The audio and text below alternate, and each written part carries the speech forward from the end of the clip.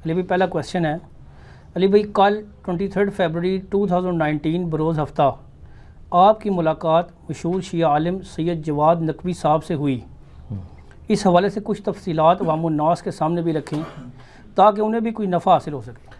دیکھیں جی، مولانا طارق جمیل حفظہ اللہ تعالیٰ کے ساتھ میری 11 جنوری 2019 کو ملاقات ہوئی۔ اس کے بعد اس ملاقات کی کچھ چیزیں یعنی پہلے ہی انہوں نے ہائی لائٹ کر دی ان کے سوشل میڈیا گروپ نے، تو مجھے مجبوراً ایک کلپ ریکارڈ کروانا پڑا ڈیٹیل کے ساتھ۔ اس کیس میں تو ایز سچ اس کی ضرورت نہیں ہے، بل میں اوورال آپ کو ایک جو ہماری وہاں پر ڈسکشن ہوئی یا وہاں پہ جو ہم نے وزٹ کیا اس کی میں ایک بلو پرنٹ آپ کے سامنے رکھ دیتا ہوں، جو کچھ مجھے یعنی زبانی کلامی یاد ہے، کیونکہ میں نے لیکچر تو ایز سچ اس پہ نہیں دینا تھا۔ تو چونکہ اب یہ ایک واقعہ ہے، ایک بہت بڑا واقعہ ہے، یعنی پاکستان میں ایک آپ سمجھ لیں جس طرح اہل سنت کے ہاں طارق جمیل صاحب کو ایک ورث حاصل ہے، اہل تشیع کے ہاں اسی لیول کے سپیکر، ماڈریٹ، میٹھی میٹھی باتیں کرنے والے، میٹھی میٹھی فضائل والی، جوڑنے والے، وہ سید جواد نقوی صاحب ہیں۔ اور لاہور کے اندر ان کا بہت بڑا یعنی مدرسہ ہے۔ مدرسہ کیا ہے کہ وہ پورا ایک سٹی ہے، ہم تو حیران ہو گئے دیکھ کے۔ عربوں کی تو صرف وہ جگہ ہے جہاں پہ انہوں نے وہ اپنا سارا سیٹ اپ بنایا ہوا ہے۔ ہزاروں لڑکوں اور ہزاروں لڑکیوں کے لیے ہاسٹل کا بندوبست، اور مسجد بھی ماشاءاللہ آپ یوٹیوب کے اوپر ان کے کلپس دیکھیں تو آپ کو مسجد کی سائز کا بھی اندازہ ہو جائے گا۔ حالانکہ مسجد وہ چھوٹی سی ہے اس پورے ایریے کے مطابق، لیکن وہ آپ مسجد ہی دیکھ لیں تو صرف اس کی بیسمنٹ ہی جو ہے وہ تقریباً 14-15 مرلے، 14-15 کنال کے اوپر ہے بیسمنٹ۔ تو یہ مسجد چھوٹی سی ہے، جو کچھ ادھر باقی کچھ ہم نے دیکھا، یعنی میں بتا رہا ہوں ادھر کا اوور ویو۔ تو باقی آپ ان کے جو نظریات ہیں وہ یوٹیوب کے اوپر آپ دیکھ سکتے ہیں، رکھے ہوئے ہیں۔ پاکستان میں یعنی ایک بڑی پرسنالٹی ہے۔ پچھلے دنوں میں جب 2018 کے اینڈ پہ حاجی عبدالوہاب صاحب رحمہ اللہ تعالیٰ جو تبلیغی جماعت کے پاکستان میں امیر تھے، ان کی ڈیتھ کے اوپر شیعہ کی طرف سے آفیشلی جو افسوس کرنے کے لیے یا دعائے مغفرت کرنے کے لیے جو عالم آئے وہ یہی تھے، سید جواد نقوی صاحب۔ بیسیکلی ایران سے پڑھے ہوئے ہیں، آلموسٹ ان کی ایج اس وقت 56 ایئرز ایج ہے، اور دعوت و تبلیغ کے حوالے سے ان کی ویڈیوز جو ہے یوٹیوب کے اوپر اویلیبل ہیں۔ اسی پوری ان کی جو باؤنڈریز ہیں اس کے اندر ان کا ایک پورا ایک سیٹلائٹ ٹی وی چینل ہے، اس کی پوری ریکوائرمنٹس، کیمرے، سیٹس لگے ہوئے، ساؤنڈ پروف، وہ پورا ایک سیٹ اپ ہے۔ پھر پورا پرنٹنگ پریس ہے جہاں کروڑوں مالیت کی مشینیں لگی ہوئی ہیں، جس میں وہ اپنے اسٹوڈنٹس کی وہ ساری چیزیں جو ہیں وہ سارے سلیبس پرنٹ کرتے ہیں، ان کے جو میگزین نکلتے ہیں وہ۔ اس کے علاوہ پھر لانڈری کا پورا سسٹم ہے۔ بڑی زبردست بات کی مجھے بڑی خوشی ہوئی کہ میں نے یعنی یونیورسٹیز میں ہمارے پاس یہ فیسلٹی نہیں تھی کہ ایک مدرسے میں بچے کو اپنے کپڑے دھونے نہیں پڑ رہے، بلکہ ان کے کپڑے دھل کے استری ہو کے ان کے کمرے میں آ رہے ہیں۔ سر یہ بڑی بات ہے۔ اور بچے جو اس وقت پڑھ رہے تھے وہ 1100 بچے تھے، میل اور فیمیل تو تھوڑی ہیں، ابھی انتظام تو انہوں نے ہزاروں کا کیا ہے، وہ آہستہ آہستہ یعنی ود ان 2-3 ایئرس ان کے اتنے ہو جائیں گے وہاں پہ۔ تو میں نے کہا جی یہ آپ کو کیسے خیال آیا؟ انہوں نے کہا یہ خیال مجھے ایک شیعہ عالم نے پوچھا کہ آپ کو یہ خیال کیسے آیا؟ تو میں نے ان کو کہا خیال مجھے آیا اپنے استادوں سے۔ تو وہ اس نے کہا تو آپ کے استاد بھی یہ کرتے ہیں؟ ان کا ہمارے استاد یہ نہیں کرتے تھے۔ تو ہمیں پتہ ہے کہ میرا پڑھائی کے دوران سب سے بڑی ٹینشن کپڑے دھونا ہوتی تھی، تو ہم نے کہا بچوں کو ہم ان چیزوں سے آزاد کریں۔ تو بچوں کے کپڑے دھلتے ہیں، آٹومیٹک مشین لگی ہوئی ہے، اور پھر استری ہوتے ہیں، پھر اس طرح کھانے کے لیے پورا سیٹ اپ ہے، مشینیں وہ بھی لگی ہوئی ہیں۔ پھر ایک جدید پرائیویٹ ہاسپٹل بھی بنایا ہوا ہے، ماشاءاللہ۔ ہاں جی، جدید قسم کا، ہر قسم کی اس میں یعنی فیسلٹی موجود ہے، اور بچوں کا وہاں پہ علاج مفت ہو رہا ہے۔ جو چیز یعنی وہ کر سکتے تھے نا، یعنی وہاں پہ اس باؤنڈری کے اندر، یعنی باہر نہ آپ کو جانا پڑے، اور ہر چیز فریلی اویلیبل۔ ہاسٹل کا بھی سسٹم ہے، پھر نماز 5 وقت ہوتی ہے۔ اور آپ دیکھیں شیعہ اور اہل حدیث کے اندر ایک کامن بیماری پائی جاتی ہے ننگے سر رہنے کی، لیکن آپ ان کے ذرا درس دیکھیں تو سینکڑوں ہزاروں اسٹوڈنٹ سامنے بیٹھے ہوئے ہیں، سفید کپڑے اور سفید ٹوپیاں۔ آپ کو لگتے ہی نہیں ہے کہ یہ جو ہے وہ دیوبند یا بریلویوں کے بچے بیٹھے ہوئے ہیں یا یہ اہل تشیع کے بچے بیٹھے ہوئے ہیں، ماشاءاللہ۔ فرق ہی نہیں آپ کر سکتے۔ ان بچوں کی شکلوں پہ بھی یعنی کوئی ایسا انہوں نے مخصوص گیٹ اپ نہیں اڈاپٹ کیا جس سے آپ فرق، داڑیاں سارے بچوں نے رکھی ہوئی ہیں۔ تو اور باقی ماشاءاللہ ڈسپلن کمال کا ہے وہاں پہ۔ تو ہم تقریباً وہاں پہ پہنچے تھے سیٹرڈے والے دن 23 فروری 2019 کو تقریباً کوئی 12:30 کے قریب. تو بلکہ 12:05 کا ٹائم تھا, 12:30 کے قریب نماز کا ٹائم تھا. تو ہم نے یہی پلان کیا تھا کہ ہم نماز وہاں جا کے پڑھیں. تو گیٹ پہ انہوں نے اچھے طریقے سے ان کے یعنی جو ساتھی تھے انہوں نے ریسیو کیا. اس کے بعد ہم نے تو فوراً وضو کیا. وضو کرنے کے بعد نماز کی اذان شروع ہوئی اور اذان کے 5-10 منٹ کے بعد وہاں پہ نماز ہونی تھی. تو پھر ہم نماز کے لیے چلے گئے. اور ظہر و عصر کی نمازیں عموماً اہل تشیع کے ہاں اکٹھی کی جاتی ہیں. اہل سنت کے ہاں بھی ہے, صحیح مسلم میں اوپر تلے 10 احادیث ہیں 1633 سے آن ورڈ. البتہ ان کے ہاں بھی یہ ہے کہ اس کی روٹین بنانا کوئی پسندیدہ نہیں ہے. اہل سنت کے ہاں بھی یہ روٹین بنانا پسندیدہ نہیں ہے. اور اس کی پریکٹیکل اپلیکیشن یہ نظر آئی کہ زور کی جب نماز ہوئی تو جواد نقوی صاحب خود زور کی نماز پڑھ کے نکل گئے. صحیح. ہم ابھی پیچھے ہی تھے. اب ظاہر ہے وہ بچے پیچھے سنت نیت کیے ہوئے تھے زور والی, اور 5-7 منٹ کے بعد عصر کھڑی ہونی تھی. تو پھر ندیم بھائی میرے ساتھ ہی کھڑے تھے, تو میں نے کہا کہ پھر ہم عصر پڑھ کے نکلتے ہیں. حالانکہ انہوں نے پیچھے سے میسج بھجوایا کہ جو نقوی صاحب جو ہیں وہ زور عصر الگ وقت میں پڑھتے ہیں. ہاں جی, وہ الگ پڑھتے ہیں. ان کا باقاعدہ یوٹیوب پہ کلپ بھی ہے, اور اس میں انہوں نے کہا ہے کہ یہ آپ لوگوں نے جو روٹین بنا لی ہوئی ہے نا, یہ کوئی پریفریبل تو نہیں تھی. آپ کو 5 دفعہ اللہ کی بارگاہ میں پیش ہونا چاہیے. ان کا تو کلپ ہے ریکارڈڈ. تو خیر انہوں نے تو خیر, لیکن ہم تو تھے وہاں پہ مہمان تھے, تو وہ اگر کہتے بھی تو تب بھی میں نے اکٹھی پڑھنی تھی, اس لیے کہ ہم مسافر بھی تھے. اور مسافر میں نبی علیہ السلام کے لیے کی طرف سے سنت یہی ہے کہ آپ سفر میں ہمیشہ نمازیں جمع کرتے تھے. ترمذی میں پوری ڈیٹیل ہے کہ تینوں طریقے سے جمع کرنا سنت ہے. زور کے ساتھ عصر بھی, عصر کے ساتھ زور بھی, اور سینٹر میں بھی. زور کے ساتھ عصر پڑھیں تو جمع تقدیم, اور عصر کے وقت میں جا کے زور عصر کٹھی پڑھیں تو جمع تاخیر, اور سینٹر میں جمع سوری, یعنی زور آخری وقت میں اور عصر پہلے وقت میں. یہ تینوں سنت ہے. تو ہم نے تو ویسے بھی سنت پہ عمل کرنا ہی تھا. تو چونکہ امام مقیم تھا, ہم نے 4 فرض پڑھے. اب ظاہر ہے کہ میں نے جب جا کے مسجد کے 2 نوافل پڑھے تو وہ میں نے ہاتھ باندھ کے پڑھے. ٹھیک ہے, تو اس اعتبار سے کہ وہاں پہ اسٹوڈنٹس بھی مطلب سینکڑوں میں تھے. وہ ظاہر ہے سارے ہی جانتے تھے میری ویڈیوز, تو وہ دیکھتے ہی ہیں اچھے طریقے سے. وہ یعنی انہوں نے یعنی ویلکم کیا. تو ایک میسج تو میں یہ دینا چاہتا تھا کہ ایک شیعہ مدرسے کے اندر ایک سنی آ کے, سنی فرقہ نہیں, سنی منہج کا بندہ نماز پڑھ رہا ہے, وہ ظاہر ہاتھ باندھ کے ہی میسج جا سکتا تھا. جب جماعت کا وقت آیا نا, تو اب میرے نزدیک تو ظاہر دونوں طریقے جائز ہیں. میرا تو یعنی سالوں پہلے کلپ چڑھا ہوا ہے کہ سنی شیعہ کی نماز ایک ہے. ہم ہاتھ چھوڑ کے نماز پڑھنے کو بھی سنت سمجھتے ہیں, ہاتھ باندھ کے بھی. اس کے دلائل پہ آپ لاکھوں لوگوں نے میرا کلپ دیکھا ہے سنی شیعہ کی نماز, تو اس میں آپ دیکھ لیں صحابہ کرام کون سے ہاتھ چھوڑ کے نماز پڑھتے تھے, میں نے ڈیٹیل بتائی ہے. اس کے بعد یعنی ہمیں وہ ایک عالم دین کو انہوں نے اٹیچ کر دیا ہمارے ساتھ, تو سارا وزٹ کروایا وہاں پہ. جو لائبریری انہوں نے ملٹی سٹوری بلڈنگ بنی ہوئی ہے, دنیا جان کی ہر کتاب جو یعنی دین سے تعلق رکھتی ہے, اہل سنت کی ساری کتابیں, بخاری مسلم ابو داؤد شروحات کے ساتھ, فتح الباری پوری پڑھی ہوئی ہے. ٹھیک ہے, آپ اندازہ کریں. سنیوں کا پورا سیکشن ہے, اہل تشیع کا سیکشن موجود ہے. اگر کسی نے یعنی سٹڈی کرنا ہے اس کے لیے کراس ریفرنس کے طور پر باقاعدہ کتابیں اویلیبل ہیں. سر اتنا حوصلہ ہمیں بھی تو ہونا چاہیے کہ ہم بھی سنیوں کی لائبریری کے اندر اہل تشیع کی بھی ساری کتابیں ریفرنس کے طور پہ اسے ہی رکھ لیں. ٹھیک ہے, پھر باقاعدہ وہاں پہ جو قرآن پاک, ہر بچے کے ساتھ ایک قرآن رکھا ہوا تھا سر. اچھا ماشاءاللہ. جی 1100 کے قریب بچے نماز پڑھ رہے تھے, اس کا قرآن اس کے سامنے رکھا ہوا تھا نماز کے دوران. ان کو باقاعدہ وہ پابند کرتے ہیں کہ اس نماز کے بعد اتنا قرآن پڑھنا ہے. سر 40 پارے والا قرآن نہیں سی, یہی قرآن سی. قرآن وہی ہے, وہ پوری دنیا میں ایک ہی قرآن ہے. اس کے بعد انہوں نے یعنی میں نے ان کو کہا جی مجھے آپ نا ہاسٹلس دکھائیں, کیونکہ جو بندہ خود 5 سال ہاسٹل میں یونیورسٹی کے رہا ہونا, اس کے لیے بڑا امپورٹنٹ ہوتا ہے یہ چیک کرنا کہ ان کی دین کے ساتھ کمٹمنٹ. میں نے کہا یہ ہاسٹل کی جو آپ کی پوزیشن ہے نا وہ بتا دے گی کہ آپ کتنے دین کے ساتھ کمٹمنٹ رکھتے ہیں. تو مجھے خوشی ہوئی کہ بہترین ماربل, بہترین پنکھے, بہترین بیڈ, بہترین الماریاں جو آج کل ایک جدید گھر میں ہوتی ہیں وہ ہاسٹل تھے کے کمرے تھے. صاف ستھرا ماحول, وضو خانہ, ٹوائلٹ صاف ستھرے, بالکل لیٹسٹ. تو اس سے یہ لگتا ہے کہ کمٹمنٹ آپ کو نظر آتی ہے.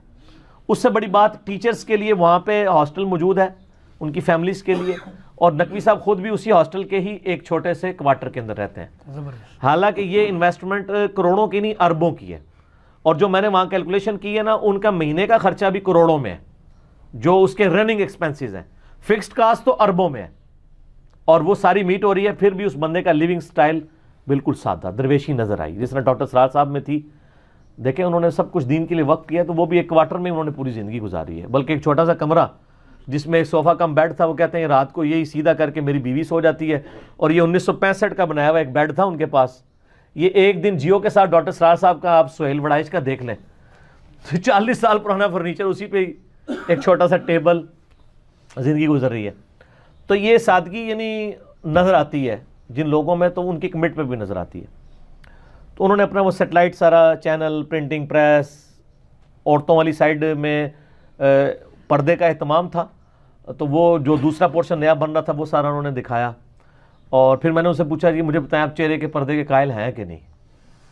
تو انہوں نے کہا نہیں جی ہماری ساری بچیاں چہرے کا بھی پردہ کرتی ہیں۔ پھر بائی چانس جب ہم ہاسپٹل کی طرف جا رہے تھے، کچھ بچیاں وہاں پہ پورے برقعے میں نقاب والی دور سے نظر آئیں کہ وہ وہاں سے گزر رہی تھی، تو مجھے خوشی ہوئی۔ میں نے کہا جی چونکہ آپ کو پتہ ہے نا کہ اہل حدیث کے ہاں شیخ البانی اور ڈاکٹر ذاکر نائک یہ لوگ چہرے کے پردے کے قائل نہیں ہیں، کہتے ہیں بہتر ہے لیکن نہ کریں تو کوئی حرج نہیں۔ اسی طریقے سے ایران میں جو امام خمینی ہے نا، وہ کہتے ہیں چہرے کا پردہ افضل ہے، لیکن اگر کوئی چہرے کا پردہ نہ کرے اور باقی پورے جسم کا کر لے عورت کے لیے جائز ہے۔ تو شکر ہے انہوں نے اپنے بزرگوں کی پیروی نہیں کی، بلکہ انہوں نے چہرے کا پردہ رکھا ہوا تھا۔ ایک یہ چیز یعنی وہاں پہ مجھے ایک جو پازیٹیو چیز نظر آئی۔ اس کے بعد آج کل وہ کنوکیشن ہو رہا تھا کوئی اس حوالے سے، کوئی انہوں نے بلکہ ڈیمانسٹریشنز چل رہی تھی مختلف یونیورسٹیز کے اسٹوڈنٹس کی آل اوور دا پاکستان، وہ دین کی تربیت کے پوائنٹ آف ویو سے اسی مسجد کے بیسمنٹ میں۔ تو وہ ایک پروگرام ہو رہا تھا، پر قریب جا کے تو نہیں دیکھا، دور سے ہی دیکھا۔ اس طرح کی ایکٹیویٹیز وہاں پہ ہو رہی تھی۔ پھر شروع میں تو ہم تقریباً 1 گھنٹہ میرا خیال ہے بیٹھ کے ہم ڈسکشن مختلف ٹاپکس پہ کرتے رہے۔ وہی ہوتا ہے کہ ہر مکتبہ فکر میں جو اتحاد امت پہ کام کرنے والے لوگ ہوتے ہیں، ان کو غالی قسم کی پبلک سے ہر وقت ہی خطرہ رہتا ہے۔ وہ کہتے ہیں ہمارے مولوی بھی خلاف ہیں، ہمارے اپنے ذاکرین، اور پبلک میں بھی۔ البتہ جو پڑھے لکھے لوگ ہیں نا، وہ ہمیں اپریشیٹ کرتے ہیں۔ یہ ہر جگہ یہی مسئلہ ہے، پڑھے لکھے لوگ تو پھر سر گورے نو ہی دعاواں دیو نا، انہیں دنیاوی تعلیم نال تہاڈا انٹلیکچوئل لیول تو بڑھا دیا نا، کہ آپ میں دوسروں کی بات سننے کا حوصلہ پیدا ہو گیا۔ آپ نے جو تعلیم مدرسوں میں دی تھی، اس نے لوگوں میں حوصلہ نہیں پیدا کیا۔ دنیاوی تعلیم نے لوگوں میں یہ حوصلہ پیدا کیا، دنیاوی سے مراد جس کو آپ دنیاوی کہتے ہیں، ہم تو اس کو بھی دینی سمجھتے ہیں، کیونکہ سائنس کی تعلیم بھی اللہ کی تعلیم ہے، اور یہ دین کی تعلیم بھی اللہ کی تعلیم ہے۔ یہ دونوں اللہ ہی کی تعلیم ہے، دی ہوئے علم دونوں اللہ کی طرف سے، چاہے ریویلڈ نالج ہو چاہے ایکوائرڈ نالج ہو، دونوں اللہ ہی کے علوم ہیں۔ تو کہنے لگے لوگ خلاف ہوتے ہیں، اور اس وجہ سے بہرحال ہم اپنی کمٹمنٹ کے ساتھ دعوت و تبلیغ کا کام جاری رکھے ہوئے ہیں۔ پھر میں نے عقیدہ امامت کے اوپر تھوڑا سا ان سے ڈسکشن کی۔ میں نے کہا جی اہل سنت تو عقیدہ امامت کو نہیں مانتے، تو اس پہ آپ کا کیا موقف ہے؟ کیا عقیدہ امامت کا انکار کر کے کافر ہو جاتا ہے؟ کہتے نہیں کافر نہیں ہوتا۔ تو میں نے کہا اس کا مطلب ہے پھر آپ لوگ اہل سنت کی تکفیر نہیں کرتے۔ ان کا ہم اہل سنت کی تکفیر نہیں کرتے، اور یہ حقیقت ہے۔ دنیا میں شیعہ مکتبہ فکر ہی واحد مکتبہ فکر ہے جو کسی کی تکفیر نہیں کرتا۔ باقی بریلوی، دیوبندی، اہل حدیث، حنفی، شافعی، مالکی، حنبلی سب کے سب تکفیر کرتے ہیں۔ اور یہ بات میں نے آج سے 2 سال پہلے جب آن ایئر کی تھی، سب کو برا لگی تھی۔ تو آپ جا کے پوچھ لیں، آپ دیوبندیوں کے مفتی سے جا کے پوچھ لیں کہ آپ شیعہ کی تکفیر کرتے ہیں؟ وہ کہیں گے کرتے ہیں۔ اور اگر وہ ڈھکی چھپی بات کرے نا، تو پھر اس کو کہیں آج کل نیا فارمولہ آ گیا ہے نا، اس طرح نہیں۔ آپ یہ بتاؤ کہ ہمارے علاوہ جتنے فرقے ہیں گرچہ دوستی ہیں، گمراہ ہیں، لیکن ایک نہ ایک دن جنت میں چلے جائیں گے، خواہ وہ دیوبندی ہوں، بریلوی ہوں، اہل حدیث ہوں، شیعہ ہوں، چونکہ کلمہ تو سب نے پڑھا ہے۔ تو یہ آپ کو کوئی بھی نہیں لکھ کے دے گا سوائے اپنے فرقے کے علاوہ۔ تو اس کا مطلب ہے وہ چھپی ہوئی تقیتاً تکفیر کر رہے ہوتے ہیں، لیکن یہ نہیں کریں گے، اوپنلی کہیں گے۔ اور آپ دیکھ لیں کہ ہمارے پاکستان سے بریلوی جاتے ہیں نا، امام کعبہ کے پیچھے نماز نہیں پڑھتے، لیکن وہاں شیعہ آپ دیکھیں گے امام کعبہ کے پیچھے نماز پڑھتے ہیں۔ یہ الگ بات ہے کہ وہ دیکھتے ہیں کہ صرف ماربل کے اوپر نماز پڑھتے ہیں، قالین پہ نہیں پڑھتے۔ اور چونکہ وہاں پہ وہ ٹکی والا بھی ایشو ہو جاتا ہے ان کے لیے، تو وہ ان کے ہاں چونکہ افضل ہے، ہمارے ہاں بھی یہ افضل ہے، وہ ذرا بہت زیادہ اس میں غلو کر گئے۔ میرا تو ٹکیا کے اوپر بھی کلپ لاکھوں لوگوں نے دیکھا ہے۔ میری بھی کوشش ہوتی ہے کہ میں یعنی نیکڈ زمین کے اوپر نماز پڑھوں، یہ افضل ہے، سنت بھی یہی ہے، بخاری مسلم کی درجنوں احادیث اس پر گواہ ہیں۔ تو انہوں نے اس کے ایکویلنٹ ایک ٹکی نکالی ہوئی ہے، وہ ایسی ٹکی ہو جو زمین کی جنس سے ہو، نہ پہنی جاتی ہو اور نہ کھائی جاتی ہو تو اس کی ٹکی بن سکتی ہے. تو مٹی کی ٹکی وہ بنا لیتے ہیں, لکڑی کی. وہاں میں نے جو دیکھا ہے وہ لکڑی کی ٹکیاں رکھی ہوئی تھی, چونکہ لکڑی نہ پہنی جاتی ہے اور نہ کھائی جاتی ہے. اور نبی علیہ السلام کی ایک صحیح بخاری میں آتا ہے, آپ کی ایک چٹائی تھی خمرہ, اور وہ سجدے والی جگہ پہ ہی رکھی جاتی تھی سر, وہ کھجور کی چھال کی بنی ہوئی تھی. تو آپ علیہ السلام جب نماز پڑھتے تھے نا تو اس خمرہ کے اوپر سجدہ کرتے تھے, اور جب وہ تھوڑی سی میلی ہو جاتی پھر دھو دی جاتی تھی. تو وہ خمرہ چٹائی والا معاملہ, ایک کھجور, ہم بھی اپنے بچپن میں ایسے پھوڑوں پہ نماز پڑھتے رہے ہیں جو کھجور کے وہ بنے ہوئے ہوتے تھے. تو وہ کتنی مبارک روحانیت ہوتی تھی ان مسجدوں کی, ان چٹائیوں کے اوپر. ٹھیک ہے, تو اس اعتبار سے وہ یعنی انہوں نے وہاں پہ ارینجمنٹ کیا ہوا تھا. اس کے بعد خیر ہم نے ان کے ساتھ لنچ کیا. لنچ میں کوئی زیادہ چیزیں نہیں تھی, عثمان بھی کہے سی لنچ. اتھے بال ایک نوی گل میں سیکھی کہ ایک شیعہ مچھی بھی ہوندی ہے. اچھا, شیعہ مچھلی, یہ نئی ٹرم مجھے پتا چلی جی. انہوں نے بتایا کہ جی میں وہ حیدر بھائی نے ملاقات ارینج کی تو بتانے لگے جی ہم کراچی گئے نا تو مجھے ایک بندے نے کہا جی اے شیعہ مچھی ہے. میں کہ پھر سنی مچھی بھی ہوندی ہوئے گی. شیعہ مچھلی وہ ہوتی ہے جس کے اوپر کیا وہ یعنی شیعہ کے ہاں یہ ہے کہ ایسی مچھلی جو باہر سے جس کی سرفیس پلین ہو تو وہ نہ کھائی جائے, بلکہ ایسی مچھلی کھائی جائے جس کے اوپر سے وہ چھلکے اترتے ہیں. وہ کئی ایک چھلکے ہوتے ہیں جو صاف کرنے پڑتے ہیں, بڑا عجیب و غریب قسم کا وہ برج. تو وہ جو چھلکوں والی مچھلی ہے اس کو شیعہ مچھی کہتے ہیں, دوسری سنی مچھی ہوتی ہے. ٹھیک ہے, ہمارے نزدیک تو دو نہیں, سمندر کا مردار سارے کا سارے ہی حلال ہے جو کہ پیورلی سمندری ہو, باہر نکل کے مر جاتا ہو. تو اس کے ساتھ کوئی چکن وغیرہ تھا تھوڑا سا تھا, اور کیسی عثمان بھائی ہے بریانی بھی تھی. بہرحال میں تو ان کو پتہ ہے تھوڑا ہی کھاتا ہوں, تو اس لیے ہم نے اتنا کھاتے ہیں جو جس کے بعد بھوک باقی رہے اللہ کے فضل سے. تو وہ کھانا اچھا. اس کے بعد انہوں نے بتایا, میں نے کہا جی اتنے لوگوں کو آپ دودھ پیکٹوں کا پلا رہے؟ انہوں نے کہا نا 40 بھینسیں بھی رکھی ہوئی ہیں. وہ ڈیری فارم لاتا تھا جناب, بچوں کے لیے دودھ آتا تھا وہاں سے. میں نے کہا جی پھر تسی دودھ پتی پیئیں گے. پھر دودھ پتی بھی پی الحمدللہ. اور یعنی اس سے یہ آپ کمٹمنٹ کا لیول دیکھیں کہ پورے مدرسے کو رن کرنے کے لیے بھینسوں کا بھی ارینجمنٹ. پھر ایک اور چیز, اتنی بڑی بلڈنگ جس کے چھت بھی ایکڑز میں, کنالوں میں نہیں ایکڑز میں, جب بارش ہوتی ہے تو پانی کتنا جمع ہوتا ہوگا آپ سوچ سکتے ہیں. انہوں نے ساری چھتوں کے ساتھ جو پائپ اٹیچ کیے نا, وہ ان بلڈنگز کے درمیان بڑے بڑے ٹینک جو کئی کنالوں کے اوپر پھیلے ہوئے ٹینکس ہیں, بارش کا پانی اس میں آگے جمع ہوتا ہے. تو جب بارشیں ہوتی ہیں نا تو وہ ٹینک بھر جاتے ہیں. وہ کہتے ہیں ہم نے یہ بھی جو ٹینک بھرا تھا نا پچھلے سال بھرا تھا, ابھی تک کنسٹرکشن میں سارا پانی وہی استعمال کر رہے ہیں, زمین سے پانی بھی نہیں نکالنا پڑا, اسٹور کر رہے ہیں, اسٹور کیا ہوا ہے. تو پانی کی ٹینکی 1 لاکھ گیلن کی تھی, 1 لاکھ لیٹرز کی. تو وہ کہہ رہے تھے کہ اس کے نیچے بھی نیچے سبمرسیبل ٹینکی کہتے ہیں جی اس کو, کیوں جی نہیں پمپ نہیں, انڈر گراؤنڈ ٹینک. تو بارش کا پانی تو آپ پتہ نا سب سے صاف ستھرا پانی ہے. ٹھیک ہے, ریزروائر کر لیں, ہے بولے جیسے سول والے بھی. تو وہ انڈر گراؤنڈ ریزروائر انہوں نے بنائے. میں اچھا بتا رہا ہوں. تو وہ نقوی صاحب کے ساتھ یہ ہماری میٹنگ رہی, بڑی اچھی میٹنگ ہے. اس میٹنگ کے بعد اب ظاہر ہے اس کی وہ تصویریں بھی چڑھنی شروع ہوئی ہیں. ہر بندہ اس میٹنگ میں اپنا رنگ بھر رہا ہے. تو سر آپ بھرے, ہمیں کوئی پرواہ نہیں ہے. اس کی وجہ یہ ہے کہ ہم تو چلتی پھرتی 302 ہیں پہلے ہی, کہ سچائی بیان کرنی ہے. تو آپ نے جو پراپوگنڈا ہے آپ کریں. ہماری عقائد کیا ہے, ہمارے نظریات کیا ہیں, ہماری سوچ کیا ہے, وہ پبلک کو پتہ ہے. تو جس نے جو رنگ بھرنا ہے ضرور بھرے. اگر نقوی صاحب کے پاس میں چلا گیا ہوں یا وہ میرے پاس آ جاتے ہیں, ہمارا علمی اختلاف اپنی جگہ ہے, لیکن ایک اسلام کے رشتے میں ہم ایک دوسرے کا ریگارڈ کرتے ہیں, کرنا چاہیے. طارق جمیل صاحب خود اس مدرسے کا وزٹ انہوں نے بھی کیا ہوا ہے, اور جب حاجی عبدالوہاب صاحب فوت ہوئے تو وہ ان کے وہاں پہ افسوس کے لیے گئے. اور پیار محبت والے لوگ ہر جگہ موجود ہیں, لیکن سنیوں کا بیڑا غرق کیا ہے مولویوں کا, اور شیعہ کا بیڑا غرق کیا ہے ذاکرین نے. یہ وہاں پہ ہمارے گفتگو میں بہت ڈسکس ہوا کہ ذاکرین نے شیعہ کو پریکٹیکلی نصیریہ بنا دیا. ابھی آپ بتا رہا ہوں, پچھلے دنوں ایک حیدر بھائی کی کلپ وائرل ہوا ہے جس میں انہوں نے ایک شیعہ ذاکر کی کلاس لی ہے, جس نے کہا علی ہی معبود ہے اور علی ہی عابد ہے, نعوذ باللہ. تو یہ نصیریہ کا عقیدہ ہے, اور ان کی تو تکفیر خود شیعہ کرتے ہیں. اب اس مولوی کے خلاف کسی سنی نے پرچہ نہیں کٹایا, شیعہ علماء نے اس کے خلاف پرچہ کٹوایا ہوا ہے. یہ جتنے نصیریہ اس قسم کے بکواسات حضرت علی کے بارے میں غلوف کرتے ہیں نا، سب سے پہلے شیعہ علماء ان کو پکڑ کے پرچہ کٹوا کے جیل میں ڈلواتے ہیں کہ ہمارے مسلک کی بدنامی ہو رہی ہے۔ یہ ایک اوورآل ہماری ڈسکشن تھی اور ملاقات، یہ تقریباً پھر ہم وہاں سے مغرب کے قریب ہی، مغرب سے آدھا گھنٹہ پہلے ہی فارغ ہوئے، یعنی آپ سمجھ لیں کوئی 5 گھنٹے کا ایک وزٹ تھا وہاں پہ۔